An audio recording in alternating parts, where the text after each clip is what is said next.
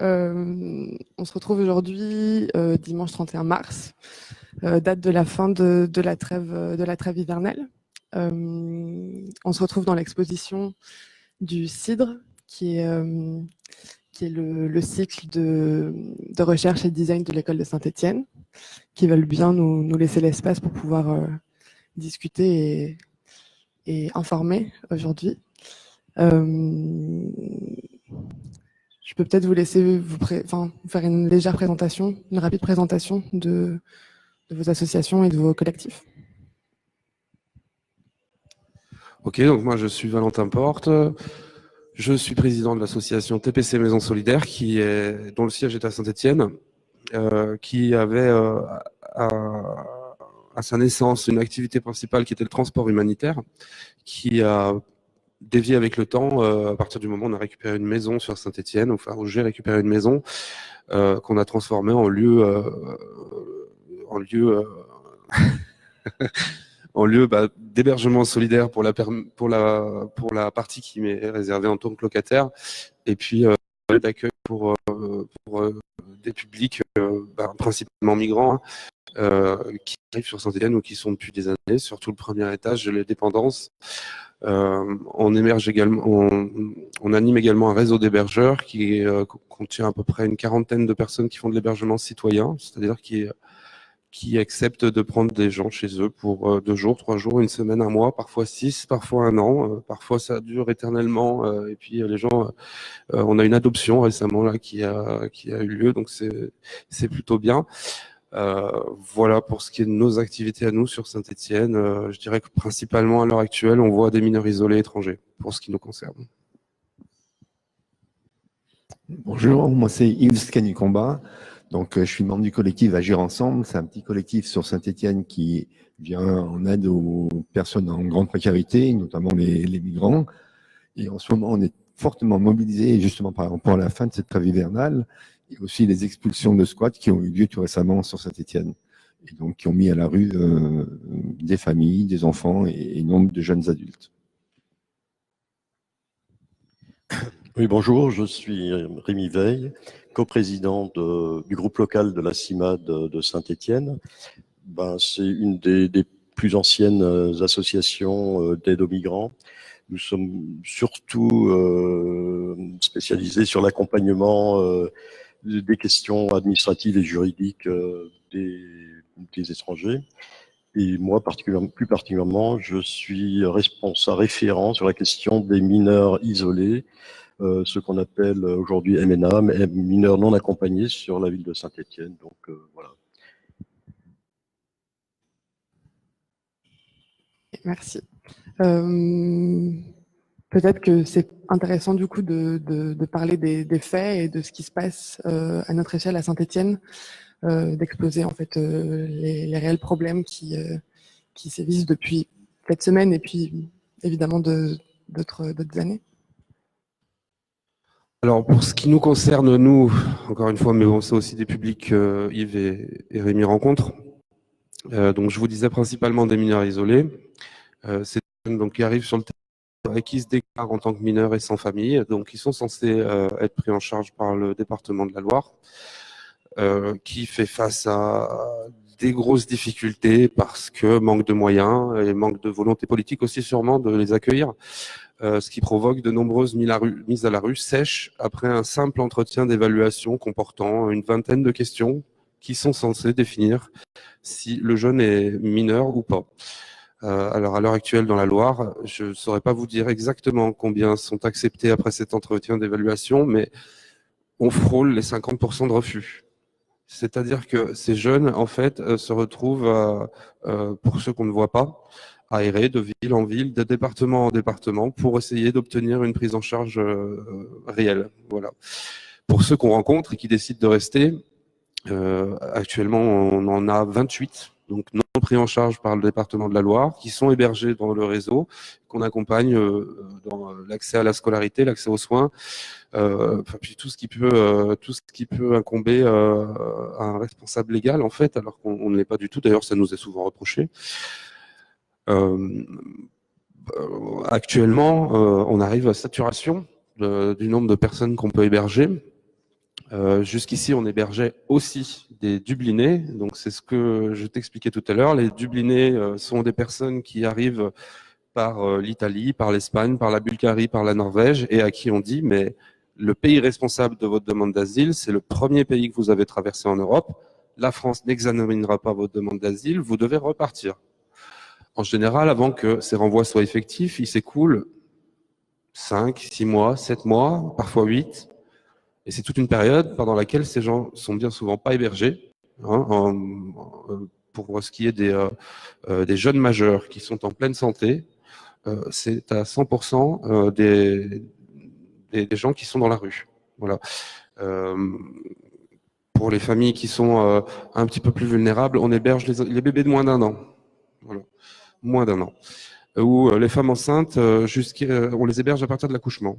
On a eu, nous, des femmes dans le réseau qui, jusqu'à 9 mois de grossesse, voilà, qui ne disposaient pas de place d'hébergement, ni par l'OFI, qui est l'Office français de l'intégration de l'immigration, qui est censé s'occuper de leur verser un montant de 400 € et quelques quand ils ne sont pas hébergés, justement, et de leur chercher des solutions d'hébergement, mais le dispositif est saturé.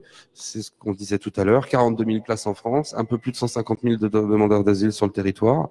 Il y a un truc qui cloche, clairement. Et je ne sais plus où je voulais en venir, du coup, sur ces Dublinés. Oui, le PRD.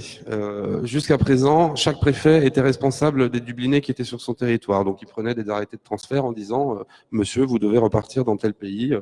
On va vous donner un billet d'avion dans peu de temps pour ça. » Alors, dans ce cadre-là, ces gens peuvent être assignés à résidence, c'est-à-dire qu'on leur demande d'aller signer 3 fois par semaine au commissariat. Ils ont des possibilités de recours devant les instances administratives, mais qui, dans 95% des cas, ne fonctionnent pas. Donc, oui, je vais essayer de pas trop m'étaler, parce que c'est vrai que le sujet est vaste du coup. Pour en revenir au PRD, qui a été mis en place depuis le 5 janvier, le pôle de régionalisation des Dublinés, et qui explique que en fait, ces publics spécifiques qui doivent repartir dans le premier pays européen qu'ils ont traversé, doivent maintenant être regroupés dans une seule préfecture de région. Pour la nôtre, c'est le Rhône. C'est le Rhône. Le Rhône est saturé, encore plus que la Loire. Du coup, on se retrouve, nous, la Loire, à accueillir des gens qui arrivent de Clermont, d'Annecy, de Grenoble, des gens à qui on a dit là-bas sur place, allez à Saint-Étienne, vous vous rendez à la plateforme d'accueil des demandeurs d'asile, vous serez hébergés, on vous aura un accompagnement social, et en fait, quand ils arrivent, ça n'est pas le cas. C'est à peu près 150 personnes sur les 2 à 3 dernières semaines qui sont arrivées et qui sont invisibles, hein, parce qu'ils n'ont pas accès au 115, qui est un dispositif de droit commun qui n'est pas ouvert aux demandeurs d'asile, qu'ils soient dublinés ou pas. Hein. Voilà, on se retrouve dans une situation qui est très délicate avec ces 93 personnes en plus qui vont être mises dehors dès ce soir. Je sais pas, pour ma part, j'ai envie de parler de cas un petit peu concrets de ce qui est, des gens qu'on croise au quotidien dans Saint-Étienne par rapport justement à leur situation et entre autres à l'expulsion toute récente du squat qu'il y avait rue Brossard à Saint-Étienne où il y avait une quinzaine de familles, si je me trompe pas, qui étaient pour la plupart dans des situations régulières, malgré ce qui a été écrit dans la presse locale, parce que il y avait des tas de personnes qui étaient en cours de demande d'asile, des personnes qui étaient en cours d'étude de leur demande de titre de séjour. Il y avait des familles roumaines qui sont pas en situation illégale sur le territoire. Donc, c'était des gens qui étaient simplement non hébergés parce que on n'a pas les moyens, soi-disant, dans notre pays, d'héberger ces gens, qui n'a pas les finances pour cela.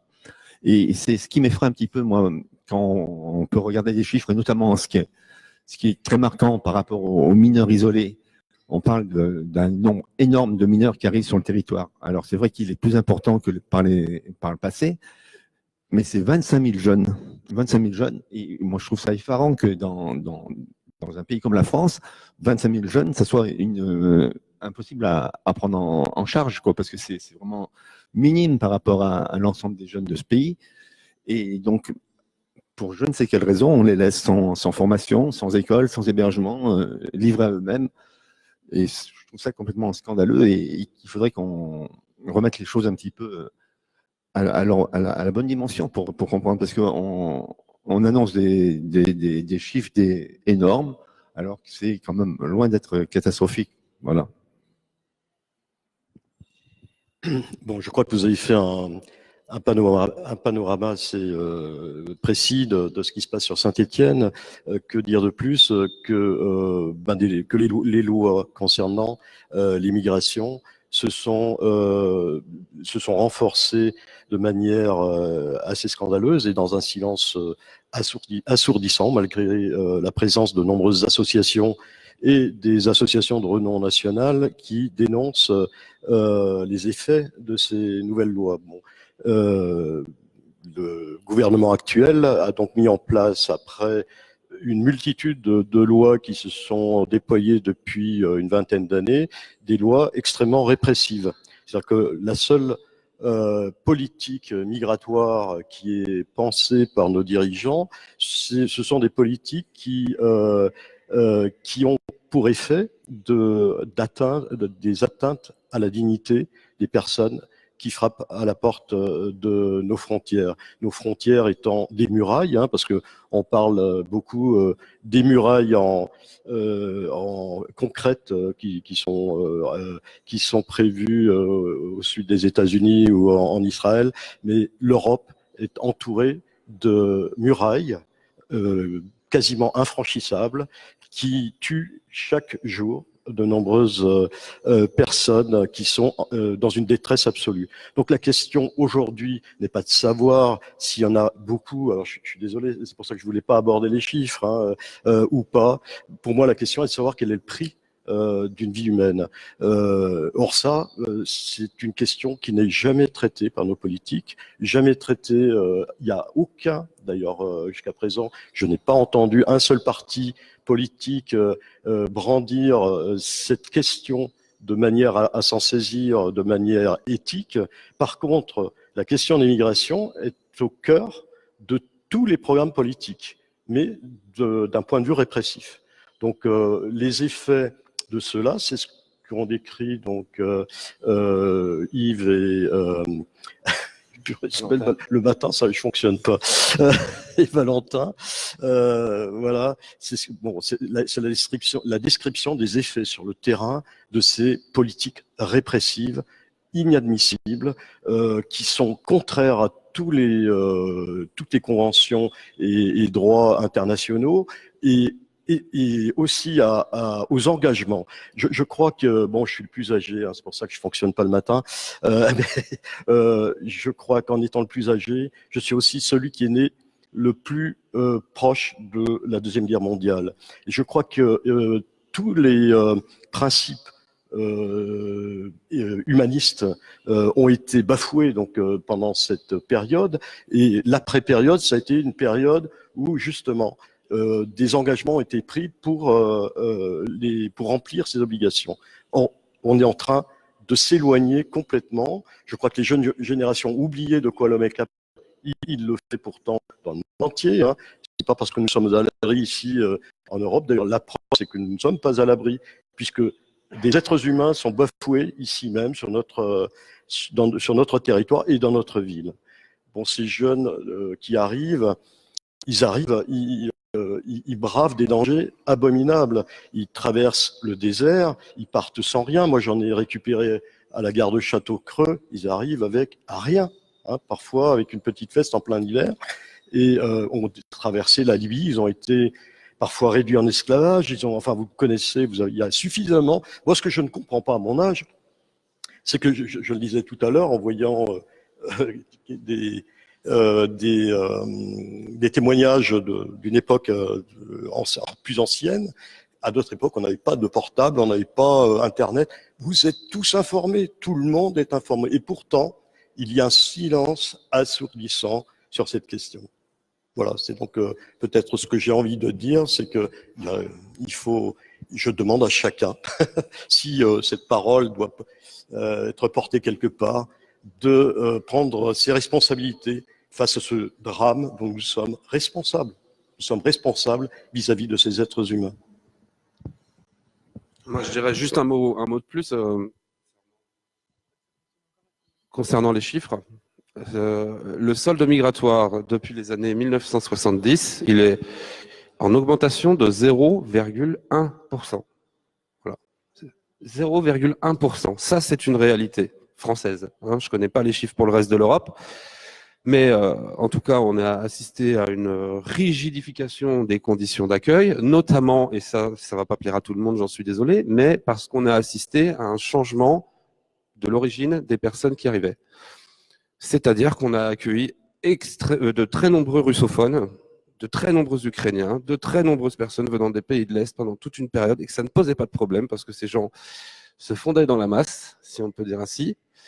Et à partir du moment où on a assisté à des flux migratoires qui venaient d'Afrique de façon plus importante, mais il faut savoir qu'encore en 2016, la nationalité à laquelle on a délivré le plus de visas, c'était les Ukrainiens, et pas les Africains. Et personne ne parle de ça. Alors l'Ukraine a été un pays qui a connu des troubles, certains, on ne peut pas les nier, mais les pays d'Afrique, me semble-t-il, connaissent des troubles beaucoup plus importants, avec des gens qui sont dans une détresse... alors, on peut peut-être pas comparer la détresse des Ukrainiens avec celle des Africains, ou voilà, mais je pense que ces gens méritaient qu'on les accueille tout aussi bien. Ce chiffre de 0,1%, il est important parce qu'il permet de dire que nous ne sommes pas dans une crise migratoire, mais dans une crise de l'accueil, où on réduit systématiquement les moyens pour accueillir ces gens, où on leur rend le plus difficile possible les démarches pour obtenir une régularisation. Hein. On l'a vu, la loi Asile et Immigration qui est passée très récemment, et qui n'a absolument pas arrangé les dispositions et les dispositifs pour accueillir ces gens. On a un sujet à Saint-Étienne qui est très souvent remis sur la table, c'est la dématérialisation des démarches auprès des préfectures, comme de nombreuses autres administrations, voilà, et qui provoque comment voulez-vous que des gens qui arrivent ne parlant pas français se connectent sur Internet pour prendre un rendez-vous alors par exemple, hein, pour une demande de régularisation exceptionnelle, il faut prendre un rendez-vous le dimanche à minuit sur un site Internet. Le site est ouvert de minuit à 1h05, même pas. Hein. En fait, il y a quelques plages de disponibles. Si tu connais pas, tu n'y arrives pas. Tu reçois 3 fois un mail où il faut confirmer que tu as bien pris un rendez-vous, etc. Et la plupart du temps, quand tu te pointes au rendez-vous, on te dit bah non, vous n'avez pas confirmé votre rendez-vous. Non, vous n'avez pas rendez-vous, quoi. Voilà. Donc oui, voilà, tout ça pour dire que c'est vraiment le changement de vision de la part de nos politiques qui ont créé cette situation et qui continuent à l'empirer parce que on voit tous les jours que bah voilà, l'Europe vient de supprimer les quelques bateaux militaires qui restaient en mer dans le cadre d'une opération de surveillance de l'espace méditerranéen, mais qui du coup faisaient des sauvetages parce qu'ils y étaient obligés. Bon, bah aujourd'hui, on a décidé qu'on prolongeait la mission d'observation en mettant des avions dans les airs, mais on supprime les bateaux. Voilà. Oui, tu parles de donc de cette muraille qui est autour de l'espace Schengen, donc entre l'Italie et la Libye. Il faut quand même savoir que la France vient d'offrir des frégates à la Libye, qui est un pays qui réduit en esclavage donc ces personnes qui traversent le désert pour atteindre un lieu où ils pourraient avoir une perspective d'avenir. Bon, le problème aujourd'hui, il n'y a pas de crise migratoire, mais en tout cas, il y a une crise humanitaire qui est provoquée par les politiques migratoires de l'ensemble des pays européens. Valentin vient de dire que moi je suis pas pour la concurrence des migrants ni de la concurrence des pauvretés parce que c'est ce qui est mis souvent sur le devant de la scène par les politiques pour donc susciter ce rejet que nous pouvons constater, puisque les politiques migratoires sont le reflet de l'opinion publique, de ce qu'on appelle l'opinion publique. Hein. Si l'opinion publique souhaitait défendre des valeurs un peu plus profondes, les politiques se bousculeraient pour le faire. Alors aujourd'hui, donc, puisque l'opinion publique souhaite se débarrasser de ces gens qui, pour eux, donc, portent atteinte à leur identité, puisque c'est un peu ce que Valentin a voulu décrire, c'est l'identité de l'être. Est-ce que ces personnes qui arrivent, si jamais Donc, ils convoleraient sur le sol français. Donc, est-ce que leur progéniture mettrait en péril l'identité française? C'est aussi trivial que ça, hein, au fond. Hein. Tout le reste, c'est du baratin. Pour moi, c'est ça. Qu'est-ce que c'est que l'identité française? Est-ce que l'identité de l'être humain, est-ce que ce qu'il y a de ressemblant chez l'autre ne doit pas être pris en compte avec sa différence, évidemment, qu'on ne doit pas nier? Mais en quoi met-elle en cause l'avenir de l'espèce humaine? Puisque je pense que c'est ainsi qu'il faut le penser. Ensuite, il faudra peut-être penser à ce que c'est qu'une frontière. Ça, c'est un gros débat, et je crois qu'il serait intéressant de le mener, parce qu'une frontière est effectivement une barrière, mais c'est aussi un contenant. Nous avons une histoire, nous avons quelques valeurs à défendre. Je crois qu'il serait bon de prendre ce qu'il y a de bon à l'intérieur de ces frontières, afin de continuer à les diffuser partout ailleurs dans le monde. Il y a la question de l'inégalité dans ce monde, hein, qui nous pète au nez, là. Hein, bon, excusez-moi l'expression. Cet afflux de personnes, quel que soit son nombre, témoigne d'une chose, c'est l'inégalité des conditions de vie dans ce monde, qui nous n'en bénéficions pas parce que nous sommes plus intelligents que les autres, nous en bénéficions parce que nous avons été plus brutaux, que nous avons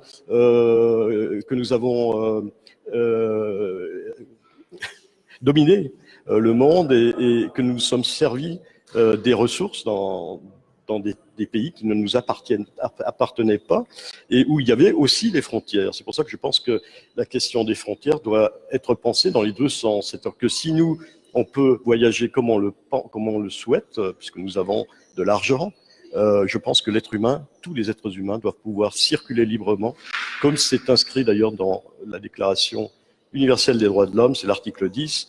Toute personne doit pouvoir quitter son pays et doit pouvoir avoir le droit d'y revenir.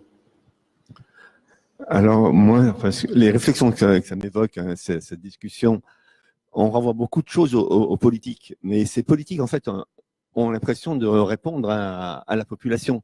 C'est-à-dire que tous les fantasmes qu'on nous livre sur les migrants, sur les flux migratoires, etc., qui passent notamment par la presse et par tout un tas de désinformations, c'est quelque chose qu'il faudrait qu'on arrive justement à casser. Et le fait d'intervenir à cette table, je pense que ça peut aider. Hein, et je crois que c'est aussi l'une des actions importantes que mènent les associations en essayant d'expliquer, de dire ce que c'est que les migrants. Parce que moi, j'ai souvent envie de faire cette réflexion aux gens par rapport aux migrations. Quand on voit quand on a une petite famille, qu'on vit dans un pays où le seul avenir qu'on peut proposer à ses enfants, c'est la misère, la misère, la misère, quoi de plus naturel que d'aller chez le voisin à côté pour trouver un lieu plus accueillant, plus favorable pour vivre. Enfin, c'est naturel. Et puis, les civilisations se sont construites de cette manière. On a passé notre temps à chercher un lieu propice, le plus propice possible à la vie. Et donc ça, c'est naturel. Et tous nos concitoyens devraient l'entendre, le comprendre. Et sûrement, ça leur permettrait de changer d'avis, parce que quand on voit de quelle manière sont traités les gens, enfin, c'est complètement horrible. Enfin, moi, j'ai envie de citer l'exemple. Il y a 2 jours, une famille roumaine toute seule sur un terrain vague qui campait avec 3 enfants en bas âge à Saint-Étienne, oui. On a, avec une amie du collectif, on est allé les voir parce qu'on avait... C'est des gens qu'on connaissait parce qu'ils sont sur Saint-Étienne depuis pas mal de temps. Et ils étaient dans une telle situation de détresse, découragés, épuisés, avec ces 3 enfants qui couraient dans tous les sens, qu'ils n'arrivaient plus à gérer. On n'a pas pu les laisser tels quels. On a appelé le responsable de l'association Renate, qui a, entre autres, la gestion du 115. Pour lui dire, il y a problème, il faut faire quelque chose pour cette famille. Alors, il a envoyé l'équipe mobile de rue, qui est venue voir ce qui se passait, qui a constaté comme nous qu'il y avait vraiment une situation de détresse pas possible, qui a téléphoné devant nous au 115 pour demander l'abri de ces gens, mais aucune réponse, pas possible. On ne peut pas loger une famille avec 3 enfants à Saint-Étienne, il n'y a pas de place. mais enfin, c'est époustouflant, quoi. Et donc, on a fait un courrier au directeur de la DGCS en lui disant qu'on le tiendrait responsable, la direction départementale de la cohésion sociale, qu'on le tiendrait responsable des accidents qui risquent de survenir à ces enfants, à cette famille, dans les jours qui viennent, parce que il est incapable de pouvoir les héberger. Moi, tu as parlé de frontières. Moi, je voulais parler d'une frontière imagée qui est celle des années 90 où on a basculé de l'intégration à l'assimilation. Et c'est devenu très clair dans le discours de beaucoup de politiques où on a dit non, ces gens n'ont pas les mêmes coutumes, n'ont pas les mêmes habitudes, ils pourront pas s'habituer et ils pourront pas, ils pourront pas s'acclimater correctement à notre société, etc. Et on est tombé dans un discours en disant que voilà, on leur empêche d'avoir leurs propres moyens d'expression, on leur rend de plus en plus difficile l'exercice de leur culte pour certains, et on est vraiment rentré dans cette idée qu'il fallait aseptiser tout le monde pour que tout le monde puisse vivre ensemble, alors qu'avant, il y avait des espaces de vie pour chacun et que tout le monde arrivait à plus ou moins, hein, sûrement toujours eu des problèmes, mais avant, c'était quand même beaucoup plus serein. Les gens étaient moins haineux les uns envers les autres. Là, moi, tu crois pas? Bah écoute, après, moi, c'est vrai que j'ai pas ton âge, Rémi.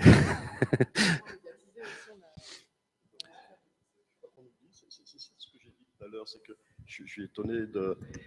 Bon, effectivement, moi j'ai connu une époque où il n'y avait pas de téléphone, je vous l'ai dit tout à l'heure. On était dans des combats et on arrivait à se retrouver. Je crois quand même qu'on lisait un peu plus qu'aujourd'hui et qu'on prenait nos sources, c'est-à-dire le rythme de la lecture d'un livre permet quand même de construire une pensée un peu plus solide que cet afflux d'images. Et j'ai l'impression, aujourd'hui, avec toutes ces informations, personne ne peut dire qu'il n'est pas au courant de ce qui se passe. Et pourtant, ça ne fait pas effet. Et c'est ça qui me choque. Ça ne fait pas effet, ça ne bouge pas. Tu as parlé dans le temps, bien sûr, parce que cette question des migrants, des migrations et surtout de la position des États et des opinions publiques occidentales par rapport à cette question, puisqu'elle est mondiale, elle n'est pas seulement européenne, elle témoigne de tous les combats qu'il y a eu précédemment, notamment la question du racisme. Tu parlais de ça un peu, tu évoquais un peu ça. Je te rappelle quand même qu'il y a eu, je te le rappelle parce que tu étais trop petit à l'époque, mais qu'il y a eu des meurtres en France dans les années 80. On tuait des travailleurs immigrés. C'est ce qui a conduit à la marche des beurs, la marche pour l'égalité dans les années 80, ou la CIMAD d'ailleurs. C'est une des raisons pour laquelle d'ailleurs je suis à la CIMAD, hein, parce qu'ils ont mené ces combats-là déjà à cette époque-là. Donc je crois que ça contient tous ces combats précédents. Cette question-là, elle est essentielle. Je crois que aujourd'hui, ceux qui ne comprennent pas qu'aujourd'hui il faut penser cette question-là, la penser, ça veut dire construire sa pensée par rapport à ça. Pourquoi c'est essentiel? Je crois sinon on va à la catastrophe. L'objectif des pouvoirs en place aujourd'hui qui répondent aux opinions publiques, c'est de maltraiter ces personnes, où qu'elles soient, que ce soit ici, aux États-Unis ou ailleurs, maltraiter pour les dissuader de venir nous embêter. Nous embêter, pourquoi? Parce que ce qu'on fait, ce qu'on met en relief, c'est la concurrence des pauvretés. Qu'on oppose des personnes qui n'arrivent plus à vivre et qui sont d'origine parfois plus ou moins d'ailleurs, enfin peu importe, mais enfin qui ont la nationalité française, revenons à la France, à ces personnes qui risquent de mettre en péril encore plus donc la précarité dans laquelle ils sont. Je crois que déjà ça, il faut le désamorcer. Parce que ceux qui mettent en péril les gens qui sont en précarité, c'est ceux qui placent leur argent dans les paradis fiscaux. Parce que la richesse, elle existe, mettons-la sur la table et voyons ce qu'on peut faire. Pour la question des migrations, Personne ne souhaite que ces personnes viennent s'installer forcément chez nous. Par contre, elles sont là. Qu'est-ce qu'on fait avec ces personnes qui ont bravé la mer Méditerranée avec des instruments quasi moyenâgeux, qui ont traversé une mer? Qui a envie de faire ça, de traverser la mer avec un canot pneumatique à 50 ou 100 sur le bateau? Ça existe, c'est en cours, ça se fait. Et on fait semblant de pouvoir empêcher ces gens de le faire. Ces gens continueront à venir. Vous pouvez discuter, nous on le fait avec ceux qui ont survécu, ils reviendront, ils n'ont que ça comme perspective. Donc nous, ici, il faut bien qu'on réfléchisse à ce qu'on fait avec ça. Dans un premier temps, il faut accueillir, quoi qu'il en soit. Après, il faudrait peut-être arrêter d'arroser les tyrans qui sont au pouvoir dans ces pays-là et qui se réservent les richesses de ces pays-là, qui en ont. Ils en ont énormément de richesses dans leur sous-sol, dans leur pays. Un pays comme la Guinée, il y a tout absolument. Le problème, c'est que la France et les pays occidentaux ne souhaitent pas que ces pays se développent, parce qu'ils seraient en concurrence avec la puissance des pays occidentaux. Donc c'est pour ça qu'il faut la penser, cette question-là, la penser d'abord dans l'urgence, parce que ces gens sont ici, et il faut s'en occuper. Et la première des choses, c'est qu'il faut qu'ils aient un lieu pour dormir. S'ils n'ont pas un lieu pour dormir, comment voulez-vous qu'on les accompagne ensuite vers des questions administratives qui sont tellement complexifiées qu'on leur rend la tâche quasi impossible. Quasi impossible. Donc on est en train de fabriquer une masse de clandestins.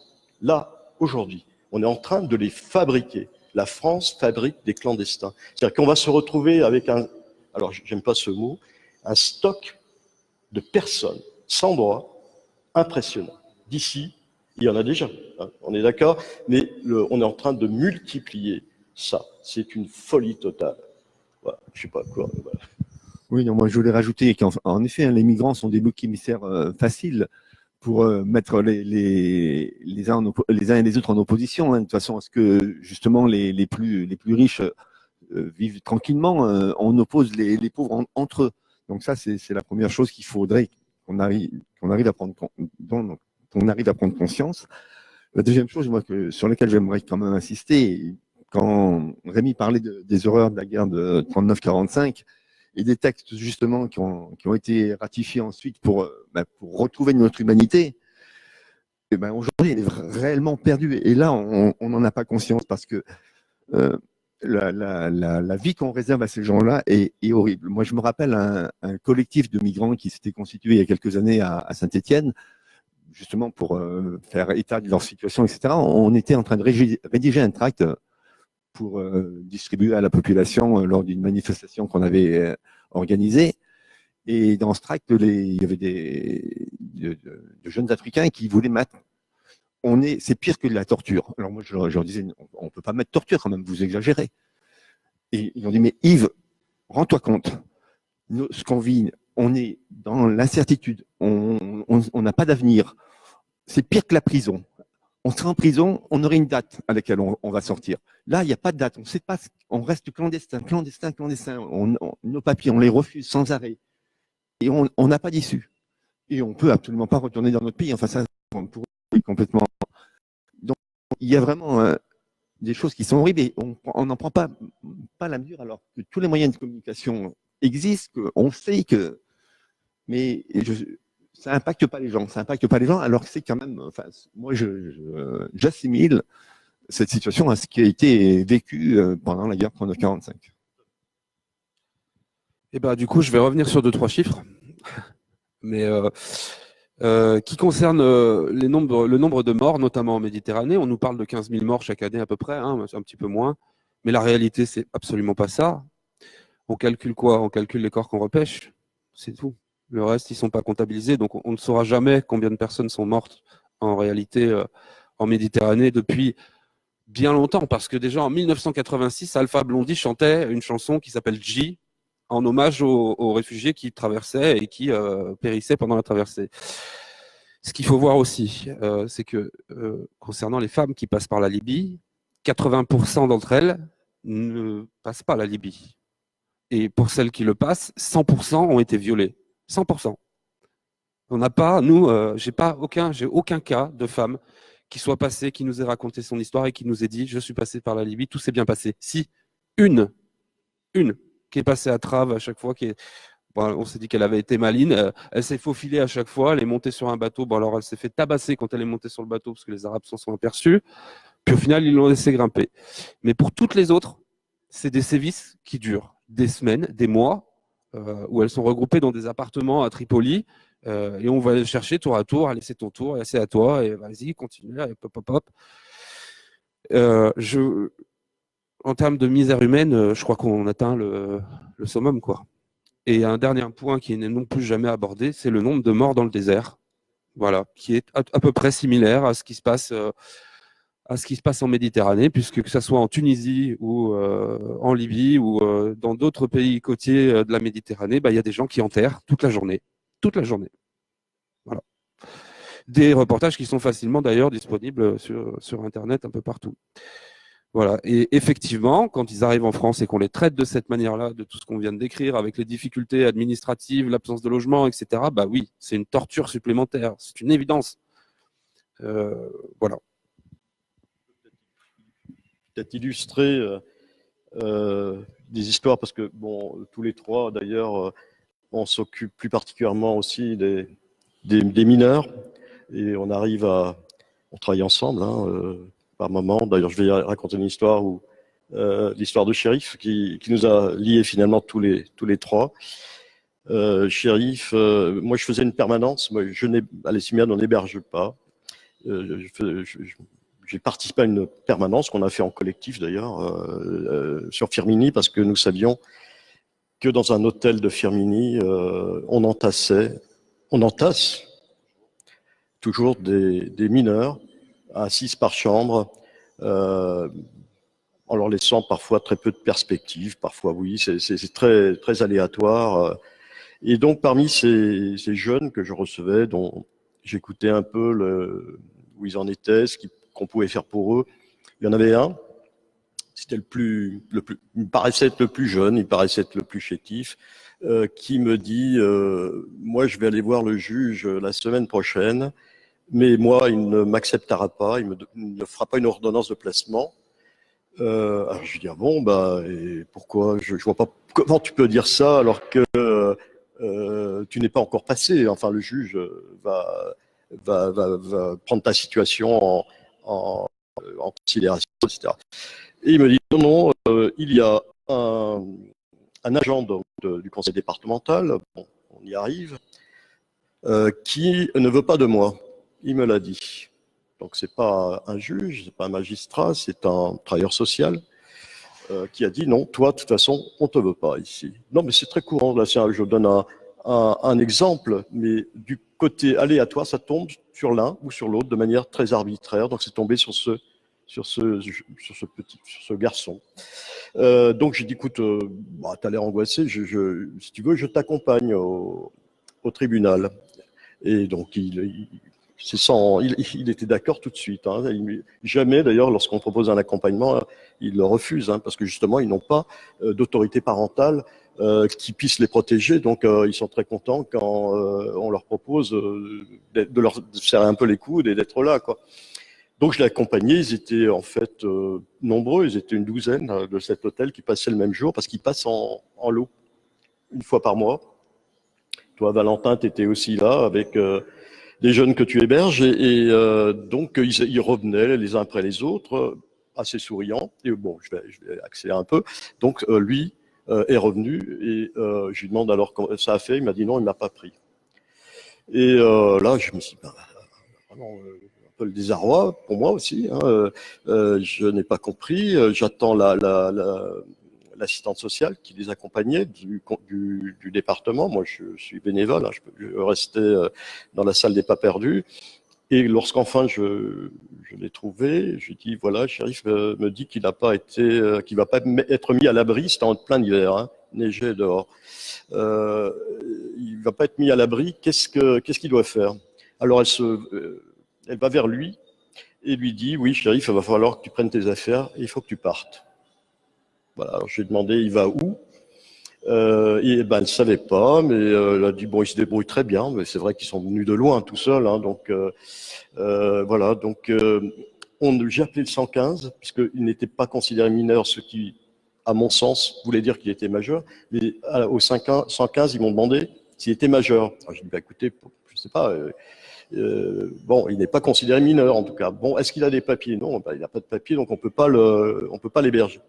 Voilà, je me suis retrouvé ensuite à Emmaüs où on était hébergé, enfin notre permanence était là, ils nous offraient donc un coin pour les recevoir, et donc Valentin est arrivé et l'a donc mis à l'abri à la maison solidaire, donc heureusement, parce que ce qui a été pour moi d'ailleurs un grand soulagement. Voilà, donc et ensuite donc Yves l'a pris en charge un certain nombre de mois dans sa famille. Ceci étant, c'est que ses affaires ne sont pas arrangées à ce garçon. Parce que vous êtes allé en appel au tribunal administratif et donc tout a été rejeté. Ce garçon a été désigné comme étant majeur, alors qu'il était mineur. Je ne sais pas si vous percevez ce que ça veut dire pour un adolescent, parce que l'âge fait quand même partie de notre identité. Dire à un adolescent, tu n'as pas 14 ans, tu en as 18, c'est quand même une sacrée violence sans preuve supplémentaire. Voilà. Donc c'est ce qui attend. J'en aurai plein des histoires comme ça. Lorsque ces adolescents sont pris en charge, il faut savoir qu'être mineur, c'est un moment passager, ça dure pas longtemps. Lorsqu'ils arrivent, qu'ils ont 17 ans, ça dure 1 an. Il faut qu'ils fassent très vite une formation professionnalisante pour avoir une chance de demander un titre de séjour. Ça veut dire le demander, c'est-à-dire qu'on peut leur refuser. Ce qu'on fait très souvent, c'est que même s'ils ont été pris en charge par le conseil départemental, c'est pas fini. Le parcours du combattant n'est pas terminé. Et on en voit donc qui sont mis à l'abri, donc qui ont trouvé une formation, c'est-à-dire qui sont en apprentissage. Il y en a un demain qui vient de notre permanence, parce qu'on fait une permanence avec Yves, qui a 18 ans demain. Il est à la rue demain.